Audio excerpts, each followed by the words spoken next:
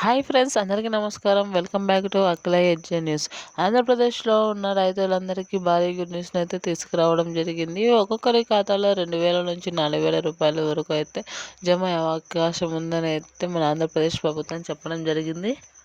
రైతుల యొక్క పెట్టుబడి పెట్టడానికి విత్తనాల కొనుగోలు, ఎరువుల కొనుగోలుకు అయితే ఆంధ్రప్రదేశ్ ప్రభుత్వం అయితే సహాయం చేస్తూ వస్తూ ఉంది. మన రాష్ట్ర వ్యాప్తంగా రైతులకందరికీ కూడా పంట సహాయం కింద అయితే ఈ పెట్టుబడి సహాయాన్ని అందించడం జరుగుతుంది. ప్రతి 4 నెలలకు ఒకసారి అయితే 2,000 రూపాయలని అయితే సంవత్సరానికి 3 సార్లు అయితే రిలీజ్ చేయడం జరుగుతుంది. ఈ సంవత్సరం 2026కి సంబంధించిన అన్నదాత సుఖీభవ డబ్బులు కూడా రిలీజ్ చేస్తామని అయితే న్యూస్ రావడం జరిగింది.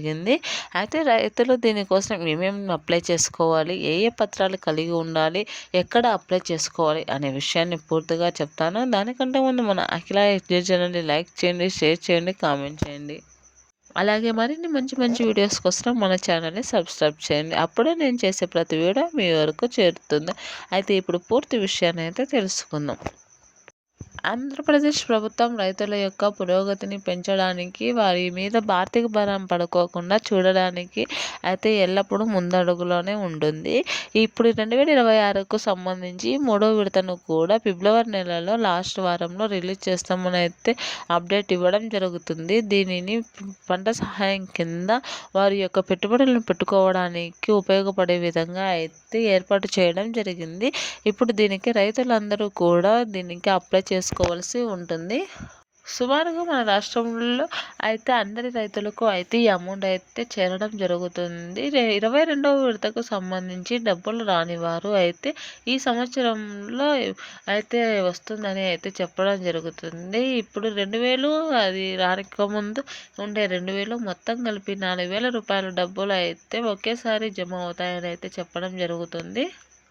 ఇప్పుడు కూడా రైతులు ఎటువంటి మిస్ కాకోకుండా అమౌంట్ రిలీజ్ చేసిన వెంటనే రైతుల ఖాతాలో జమ కావాలి అనుకుంటే మీరు వెంటనే ఈ పనులన్నీ చేసుకోవాలని అయితే ఆంధ్రప్రదేశ్ ప్రభుత్వం చెబుతూ వస్తుంది.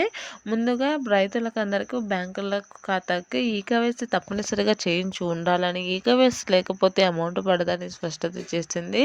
అలాగే ఆధార్ కార్డు లింక్ అనేది బ్యాంకుల బుక్కులకు లింక్ అయి ఉండాలని అయితే చెప్పింది. అలాగే పట్టాదారు బస్ బుక్కులలో ఖచ్చితమైన పేర్లు ఉండాలని, ఎటువంటి తిరకాసులు లేకోకుండా ఉండాలని అయితే చెప్పడం జరిగింది. వీటినన్నింటినీ సరిగ్గా ఉన్న వారికి మాత్రమే అమౌంట్ పడడం జరుగుతుంది.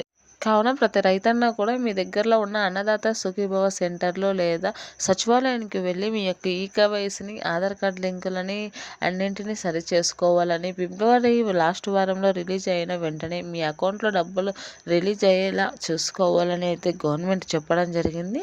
కావున ప్రతి రైతన్న కూడా వీటినన్నింటినీ పూర్తి చేసుకోవాలి.